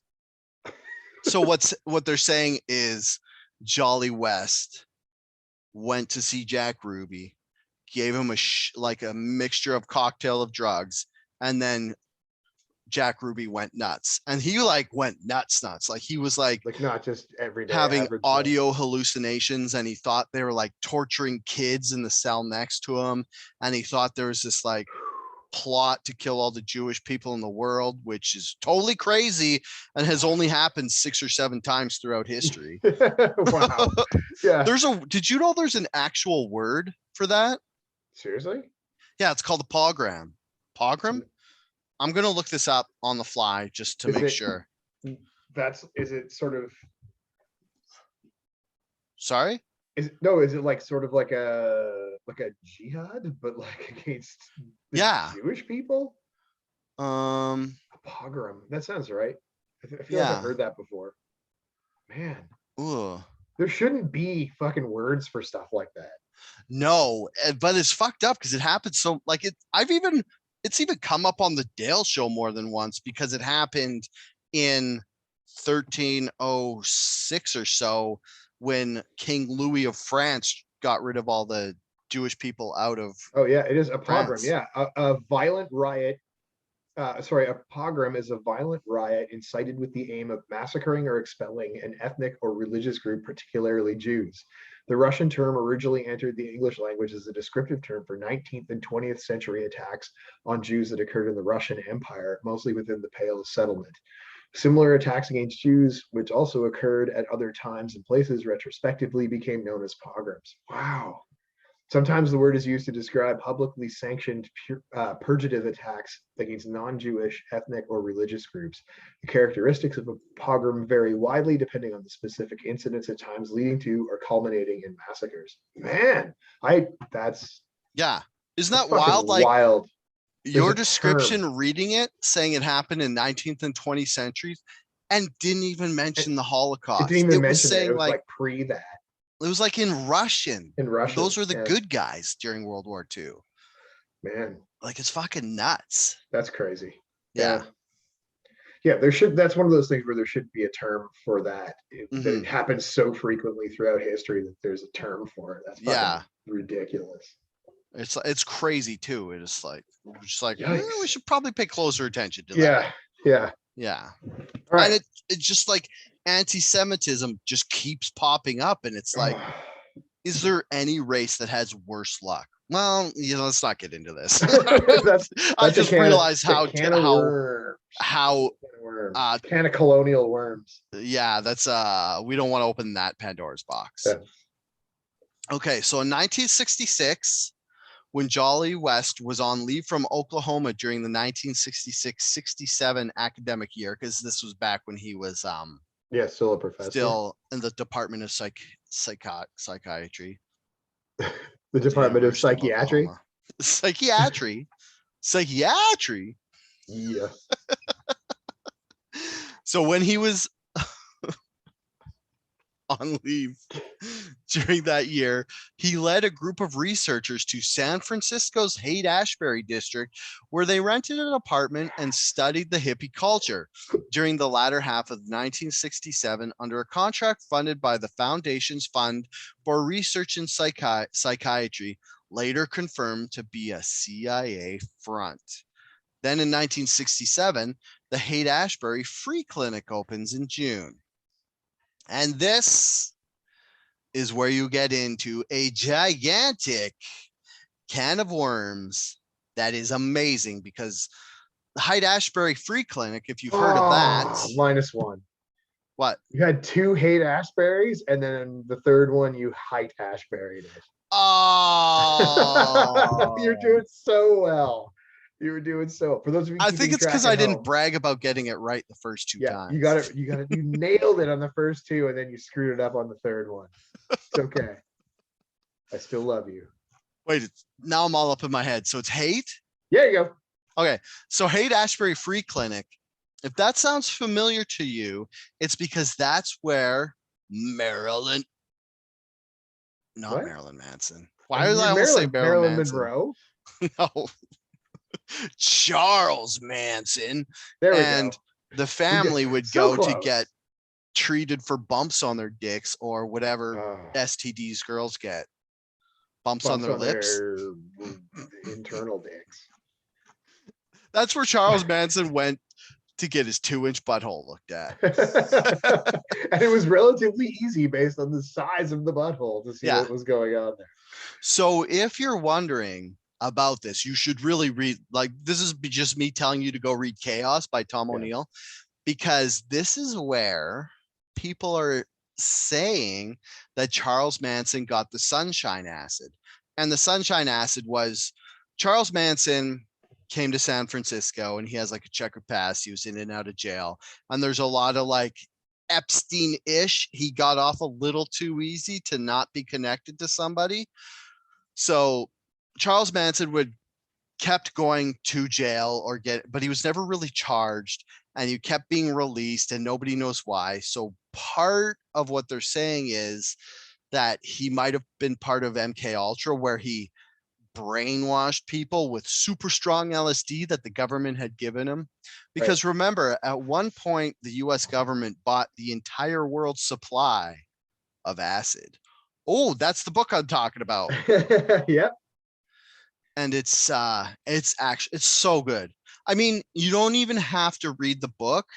You should at the very least, listen to the Joe Rogan episode with Tom O'Neill on it, because he talks about some of this stuff in there.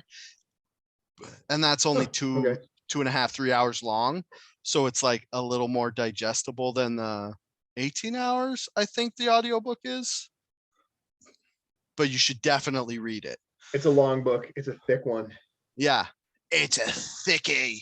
It's a thickie. I just, as soon as you said thick, I'm like, penis joke. Okay, here, I got it. I'm not reading that book because I'm such a toxic male. I don't read books where the spine is thicker than my penis. Oh, there you go. Excuse me, I'll be right back. So I basically only read a little golden book. They're like this thing. One of those right here. Oh man, I'm good. I got to remember to tweet that joke. There you go. I could read that. You can read that. It's like 12 pages. You're good. Oh man. Okay, so what I was trying to say was one of the reasons Charles Manson, because everybody back then had acid. You're like, why would him having acid be a big deal? Is his acid was so much stronger that people sought him out to get a piece of that sunshine acid. And I think that's why the Beach Boys kind of put up with him and everybody else, because Charles Manson, he's providing, from all accounts, was never charming or easy to talk to. He was always just crazy Charlie. So people would have like certainly didn't put up with him. Like he's the kind of guy you want to hang out with for long periods of time. Yeah, it was never a thing where it was like, yeah, Charlie was totally normal. And then one day he just told us to kill people. He was like shouting up the entire time from day one. Yeah. And so they're saying like one of the allegations is that he actually brainwashed the family and got them to kill people, because a lot of people are like, why would a high school football star, quarterback, and a cheerleader and all these a weird mix of people. Higher society. Yeah, because like when I heard about the first family first, I was like, oh, that's just like hippies and derelicts and maybe homeless people. But no, it was people like from good, solid homes and faith-based structures that would just go to San Francisco and just leave their whole world behind and just turn their back on it to go live barefoot in the desert on some farm, like a grody people. Actually, grody, like hippies. Yeah, one thing you should watch that's not, it's like kind of like historical fiction is Once Upon a Time in, was it Los Angeles? Oh yes, Once Upon a Time in Los Angeles. Yeah, that's because that's the Tarantino movie, but it talks about, or it's Once Upon a Time in Hollywood. Yeah, it's about like Charles Manson family and stuff, and it's not. It was actually really good. It is really good, and it's not historically accurate, but it gives you a really good idea of that time frame. Yeah, the family and how they acted and what they were like. Yeah, and then there's like some free dirty bare feet because Tarantino's a pervert who likes dirty bare feet. Which, gross. If I'm going to accept someone has a foot fetish, okay, but dirty feet foot fetish, gross. Yeah. Yeah. No, thank you. It's my go-to joke on Twitter. When one of my tweets gets a couple of likes, I'll be like, thank you for all the likes. Here's my link to my OnlyFans, and it's just a gif of feet kneading grass. I've used it a number of times, and I'm like, this is so fucking gross. This is the grossest thing I've ever seen. Yeah. It's the only joke I have left. I'm gonna make a gift. I don't know how to make gifts, but if I did, I would make up some chocolate pudding and put it in the grass and make my foot go down on it so the chocolate pudding came up through my toes and looked like poop. Nope. Okay, gotta go. And then everybody would unfollow me on Twitter, and it would be great. Oh man, have you ever? I don't know how tangential you want to get on this. Hey, let's get it. We're almost at the end of the timeline. Nice. I don't remember when this was. I don't remember how many years ago it was, but there was this whole like fascination amongst my hockey team with cake farts. Oh, cake farts and pudding farts. Yeah, pudding farts and cake farts, or like it would be like a hot chick that just farts on a cake, and like the fart is like powerful enough to move the icing. I don't know.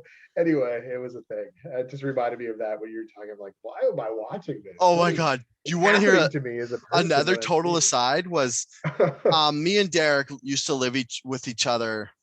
We were roommates.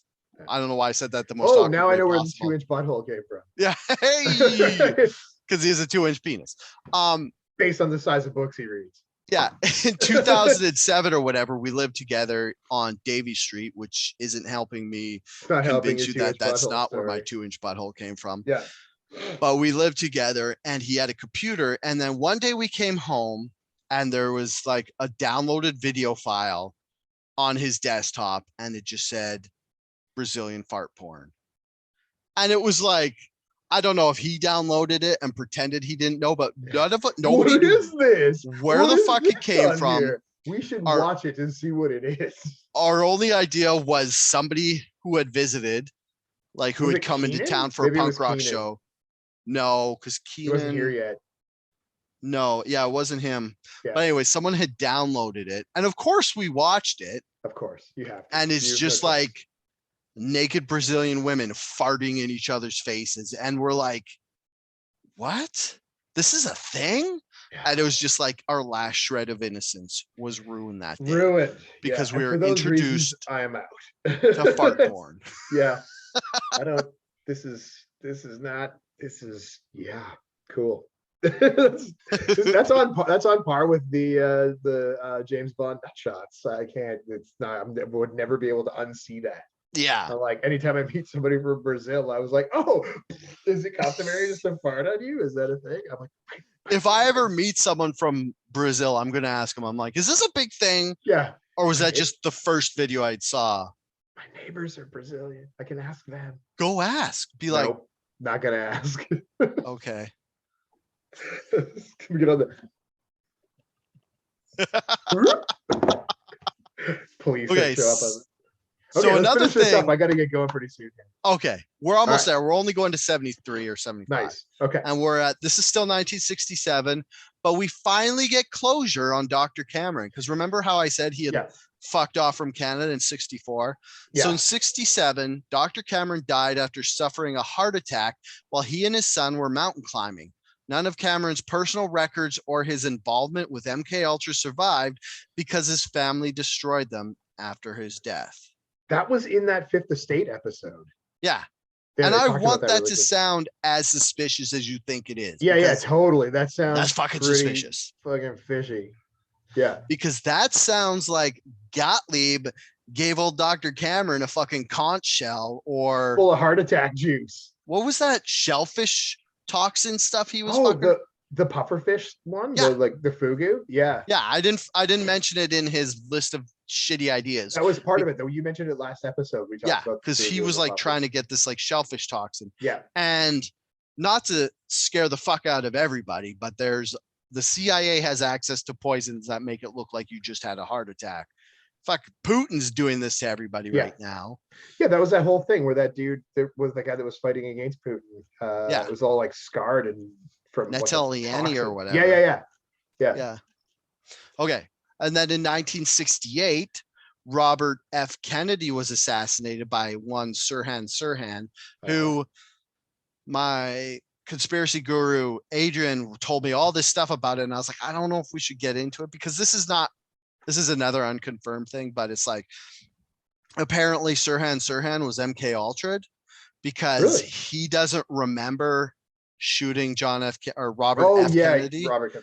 And the weird thing, and it's one of those weird things where it was like it happened in a kitchen, and Sirhan was just shooting a gun like this, just went like bang, bang, bang, bang, bang, bang. And Robert F. Kennedy had a bullet hole behind his ear, like one of the security guards who was standing behind him maybe did. But I'm not saying that's what happened. I'm just saying. Yeah. That's what I'm not saying. I'm just saying. I'm not saying. I'm just saying. Just saying. Look. Yeah. This happened. I'm not saying this happened. I'm just saying. Just saying maybe. Yeah. I'm just saying someone else told me. Look, the pyramids are in Egypt. Yeah. I'm not saying it's aliens. There's just no other explanation.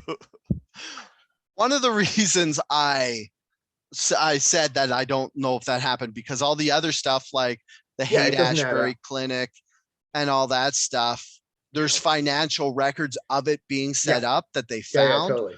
Whereas there's no financial records of anybody being like sub-project 46, like get Sirhan to be a there would be no record of candidate. It would be code, or it would be like or the records would be destroyed or whatever, right? So talking about the records, here's how we know about MK Ultra at all, because we almost as a society it almost got right by us, because during a government-wide panic caused by the Watergate scandal, most MK Ultra records were destroyed by order of CIA Director Richard Helms. So it has been difficult for investigators to gain a complete understanding of the more than 150 funded sub-projects sponsored by MK Ultra and related CIA programs. Right. So I mentioned 3, 4, 5, like the Cameron thing, the Haight-Ashbury Clinic. Those are all each individual thing. So there's 150 of these fucking things that they don't really know. So what happened was when Richard Helms said, fucking burn everything, because Richard Nixon just got his dick caught in the cookie jar, and now we're all going to fucking get all our shit found out. So they just started burning everything. Yeah. But a cache of some 20,000 documents survived Helms' purge, as they had been incorrectly stored in a financial records building and were discovered following a Freedom of Information Act request in 1977. And coincidentally enough, this is where all of Tom O'Neill's information for Chaos comes from, right? Yeah, because he sifted through these documents. He went through all those boxes. That's right. Yeah. Okay, I do. That's in the book. Yeah. So that brings us to that's when at the beginning when I said it officially ended, or supposedly ended. That's supposedly the end of MK Ultra, and there are people saying that it kept going, but it probably was just different. It probably wasn't like the MK Ultra project. Is probably just different CIA. Yeah, like anything, it just evolved into something else. And like, how do we mind control things? And there's all those other sub pieces of it too, right? Yeah. So in the follow-up to all this, the New York Times alleged that the CIA, oh, this is 1974. Yeah. The New York Times alleged that the CIA had conducted illegal domestic activities, including experiments on US citizens during the 1960s. That report prompted investigations by United States Congress in the form of the Church Committee and by a commission known as the Rockefeller Commission that looked into the illegal domestic activities of the CIA, the FBI, and intelligence-related agencies of the military. And then in 1975, Congressional Church Committee reports and Presidential Rockefeller Commission report revealed to the public for the first time that the CIA and the Department of Defense had conducted experiments on both unwitting and cognizant human subjects. And then October 7th, 1975, Gottlieb testified before the Church Committee under the alias Joseph Schneider. He did not reveal much in his testimony besides saying he had destroyed nearly all records of what he did during his time at the agency. Gottlieb was never convicted of any crimes. Few historical studies mention his name. Wow. Yeah. So this is why MKUltra is one of my favorite conspiracy theories, and that's because it's not a conspiracy theory. It's a thing in the way people happened. think of it. Yeah. It fucking happened. There's all this proof that you could piece together with the financial records, and it was the government conspiring to do secret shit that was against the law and the better interest of the US population. So it's still a conspiracy theory because people conspired to do some shady shit, but it actually happened. So yeah, it's almost like no, you're totally right. I think that's what makes it so fascinating too, is that it's like there's fact and there's myth surrounding it, right? Like I'm not even going to say, I won't even say conspiracy, but even the whole thing with Manson, right? Like, yeah, there's some fact and some shit we'll just never know, and there's which is what Tom O'Neill's trying to uncover, right? But like, yeah, it is a whole thing. There's proof, there's evidence, there's commissions, there's ties to the CIA, there's a money trail for certain pieces of the project, and then there's the mythology, the hearsay, the possibility of other things, and then the possible continuation of the project beyond the commission, beyond the findings, beyond everything else. It's still going on today. Yeah.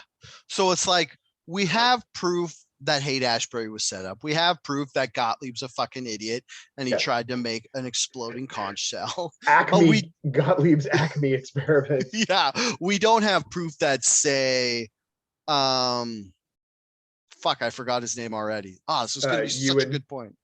The guy who assassinated JFK. Oh, Oswald. Yeah.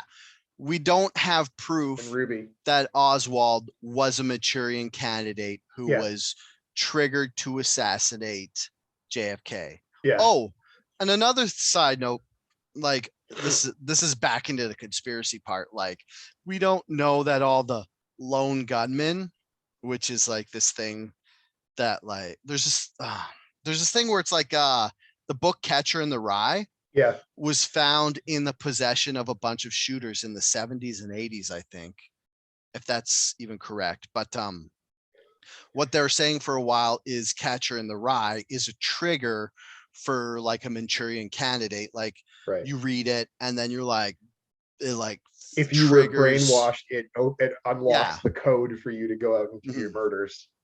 So they don't have proof of murders. Yeah, they don't have proof of anything like that.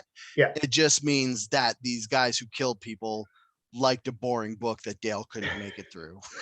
It's a classic coming of age tale, Dale. You got to read it. Yeah, you can listen to it on your audiobook. I don't know if I want to. I tried and I was like, so okay, here's the jam.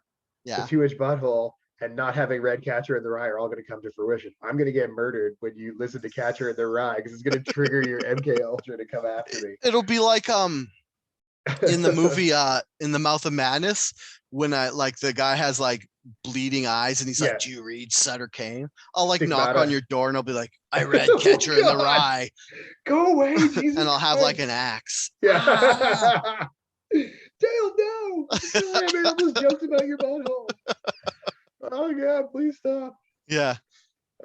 Yeah. So I have a doorbell camera now, so I'll know when you're coming. nice. You'll be like, what is this big brown ring that's covering my door camera? Oh God. Oh God, it's here to get me. The butthole is coming.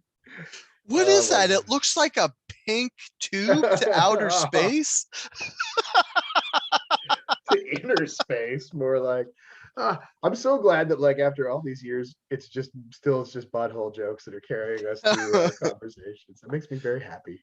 I'm sure one day I'll grow out of fucking butthole jokes, and thankfully that will be my deathbed. Yeah, exactly. Yeah, don't you dare. My last words.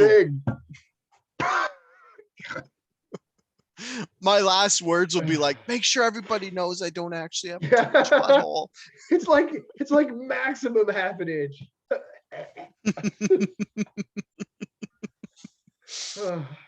Oh man, that was good. Yeah, that was awesome. Yeah, so is there anything else you want to say about MKUltra before we shut her down? No man, I think that went really well. That was fun. Me too. That was fun and informative. And man, I still love your idea of like, let's make an animated series or like a sketch comedy series of Gottlieb's greatest hits. We'll call it Sidney fucking Gottlieb. Sidney fucking Gottlieb. Yeah, that was 2 hours, bro. That was a long time. Yeah. That was like, I think we were so good we hit the Joe Rogan time hole where you're just like, that was 3 hours? The Joe Rogan time holes. That's how they keep time on your two-inch butthole. Okay, stop it. Okay, that's good. I gotta go eat some dinner. So okay. Thanks again for coming back to do part 2. No, carving out some space in your under reno house. That's cool. It's just nice to be not in the dust. So yeah, there you go. Yeah. Okay, I'm gonna end the video now. All right. Awesome. Thanks again for joining us on the Dale Show. Have a wonderful day. Oh yeah. Also, I mentioned that we have a Patreon now, and if you want to give Jeff some money for his house renos, just give me a bunch of money and I'll cut him in on the side. You know, that's at Patreon. Just go to the Patreon, The Dale Show. It's patreon.com/The Dale Show, all one word. I don't have any social media that's explicit for The Dale Show. If you go to YouTube and you search Outrage Factory, both of those podcasts and these are in the same feed. So if you're listening to this audio version and you want to see the fucking incredible Kevin James mouth acting I was doing when I was quivering my lips pretty good for the conch shell bit, just go watch it on YouTube.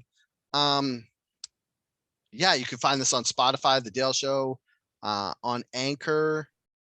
It's actually kind of way harder to find on audio, I find. Yeah. Just because. Go on YouTube, man. Go on YouTube and do it. It's YouTube, awesome. Baby. YouTube it. All right. Thanks, everyone. Yeah. Killer. We'll see you again next time.